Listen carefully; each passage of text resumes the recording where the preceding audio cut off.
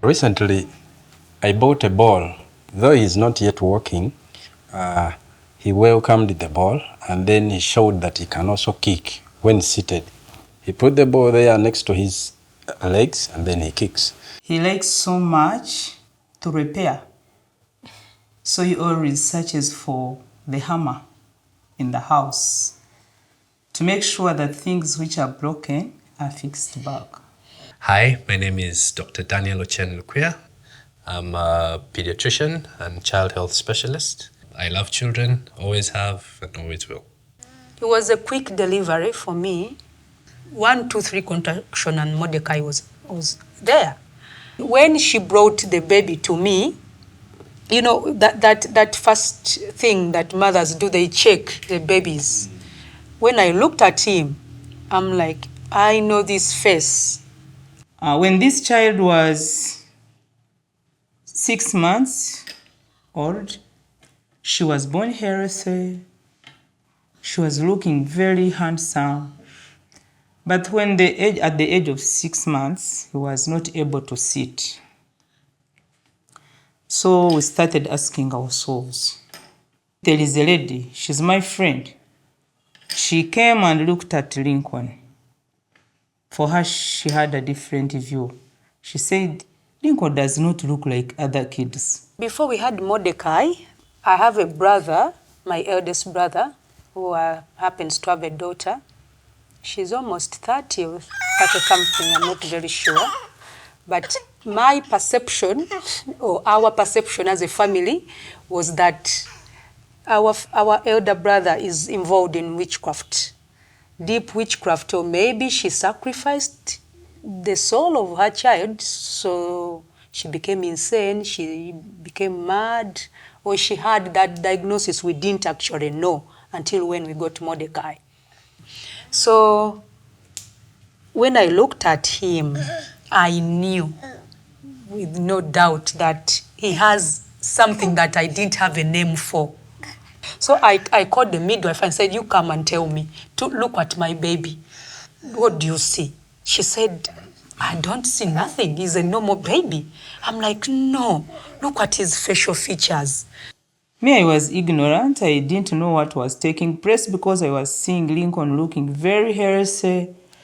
So she said, when I look at Lincoln's eyes, I see something different. Then I asked her, what is different? What is the difference? What are you seeing? What are you not seeing? Me, I'm seeing Lincoln as a normal child. She said, no. But she said, maybe when I look at his other features, they are small fingers, small feet. Maybe he was a premature.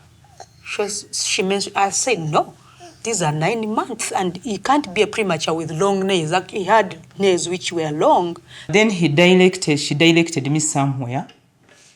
I went there with the dad. When we were entering in the gate, the woman who was at the gate, I think she didn't have, maybe she was not trained enough. Then she told me, hey, banange, she spoke in Luganda. Ono mwana alina Down syndrome. So what is Down syndrome? Down syndrome is a genetic disorder. It's something that, you know, when human beings are being born or when we're being created, right from the time when we are conceived, the genetic code is being written. With Down syndrome, what happens is during that coding of the DNA, the body makes an error. And when that error is made, the chromosomes, the things that carry the information that make us who we are, tend to be displaced. And with that displacement, we end up having abnormalities that manifest physically on the body of the person that has Down syndrome. So in a nutshell, Down syndrome is a genetic disorder that happens during formation of the child in the womb, but it starts at the point of conception. So the features of Down syndrome, there are 2 main ways that we diagnose Down syndrome. In Uganda, the most common way we do it is through the clinical features, what we see, what is exhibited on the body of the child. We have what we call a flattened nasal bridge. They have sort of a flat face. They may have slight widening of the space between the eyes. Their ears may be slightly low set.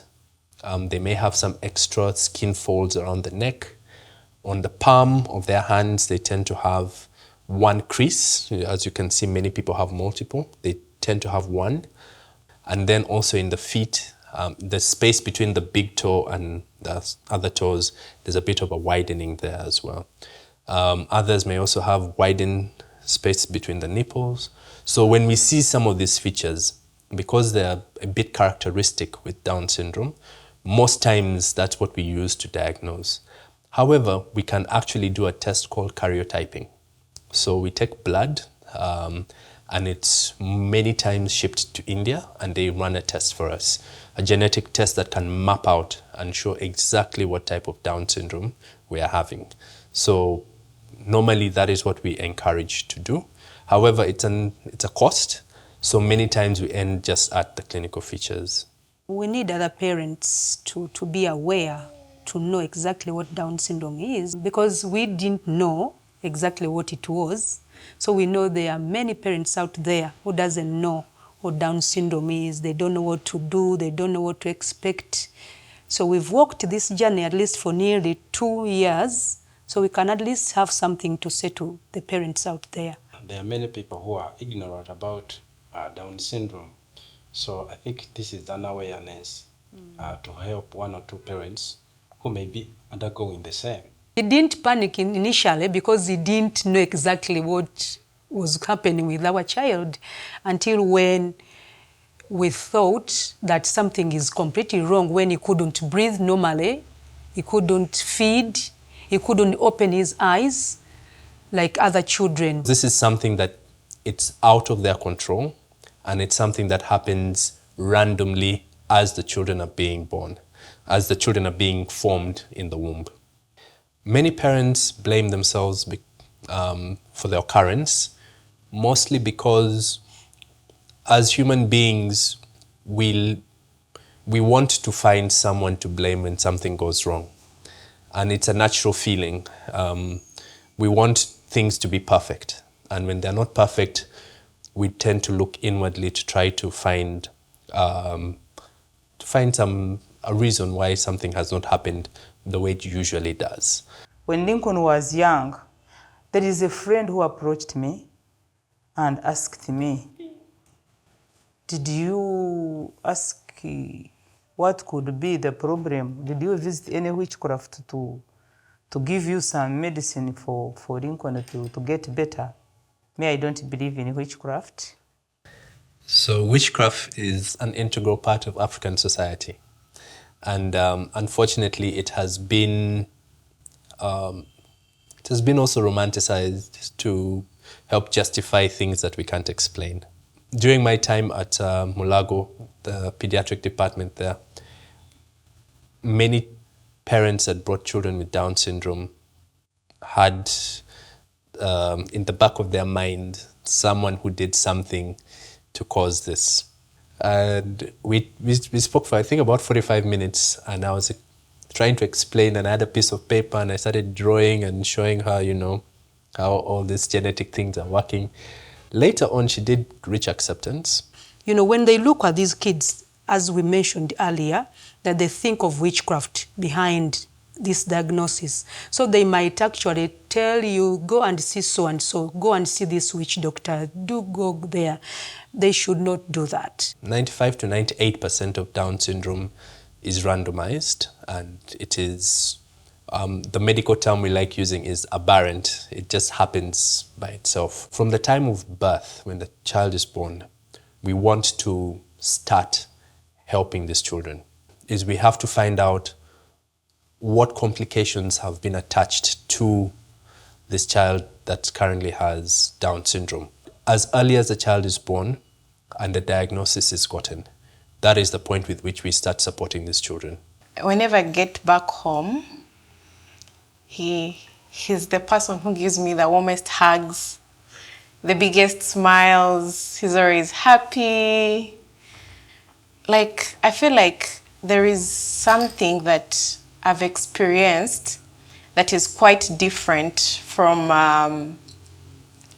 the other siblings. There's something different I experience from Lincoln that I don't experience from the other siblings. His warmth, his love, his laughter, like he just makes me feel alive.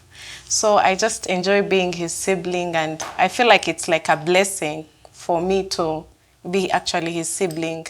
They are extremely loving, extremely giving. They what they want to do is to enjoy. Small things give them so much joy, and they have so much love to give. We assumed that he's going to be a very difficult baby to handle, but what has come out of that, or what we have experienced so far, that is the easiest baby to handle. He loves absolutely every dish that we prepare in the kitchen, unlike other kids. It is you that say, no, the Mordecai, you have eaten a lot, you can't have more. You say that. He loves food. He loves his food. They do have delayed milestones. We have delay in when they can sit, the delay when they can crawl, delay when they can walk. They even have delay in speech. However, this doesn't limit them from achieving these milestones. What we have to do is to be intentional. What we have to do is gain as much support as possible. We know that there are two main components to someone developing. One, there is nature, and then there is nurture. So we may not be able to control nature, but we can definitely control nurture and support these children. Yeah, he had his open heart surgery, but when he received his open heart surgery, he is well. He has no problem at all, apart from the infections that he picks here and there. The common congenital defects that they have, the most common is the congenital heart defect. There are a number of them, but the most common is what we call it the atrioventricular septal defect. So the heart has 4 chambers. It's separated by muscle and valves. So the valves are what let blood in and blood out. Unfortunately, with the congenital heart defects, sometimes there are problems with the valves, sometimes there are holes in the muscle of the heart, and this can severely affect the children. When this happens, many of them do require surgery to repair the heart, to repair the valves, and this is meant to help support them. When he was detected, he was also had a heart challenge.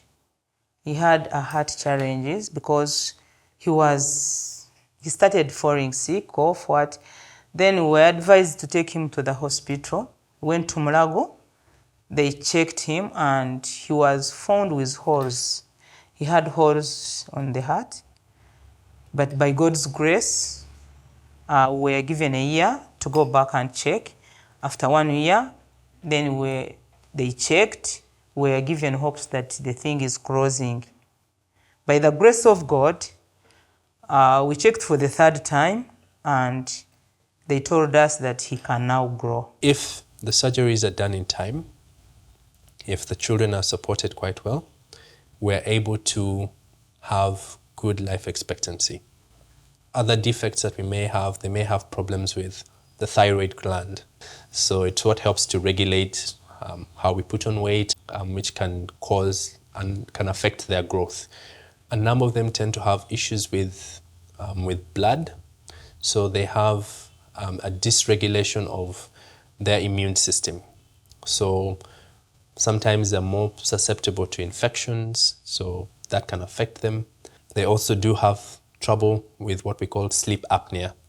Because of the flattening of the nose, their tongues are a little big, so it blocks their airway. So as they breathe at night when they're sleeping, they tend to struggle and they snore quite a bit, and that affects their growth. When all those are corrected and we're able to get this child what we call a good quality of life, this helps to improve their life expectancy.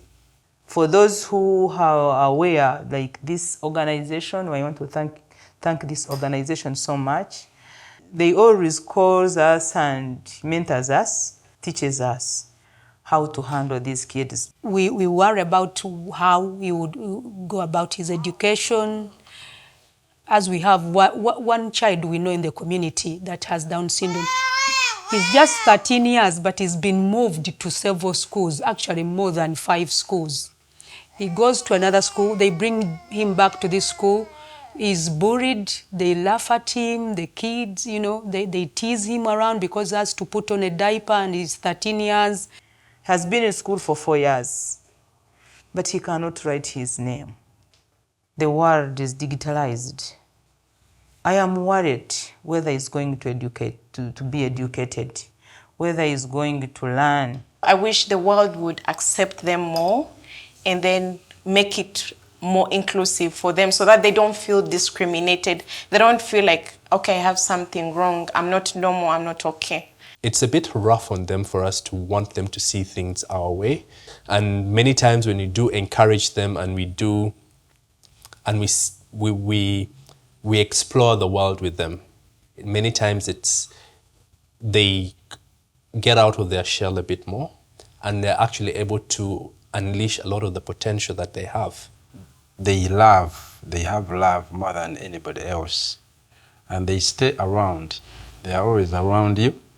We love him so much. Actually, he's our painkiller. When you go back home and you don't find him, you feel as if there's no one at home. But importantly, I would tell them, don't blame yourself. It's not you. You're not the problem. The child is not the problem. It's in this game of life, these are the cards that have been dealt. They should take one day at a time. They should enjoy their kids. They should love them, embrace them, accept them. Love your children. Stand with them. Be there with them. Be there for them. Because you are the role model. You are their first fan. You are their first support. Because if you don't give it, who else will give it? Be there.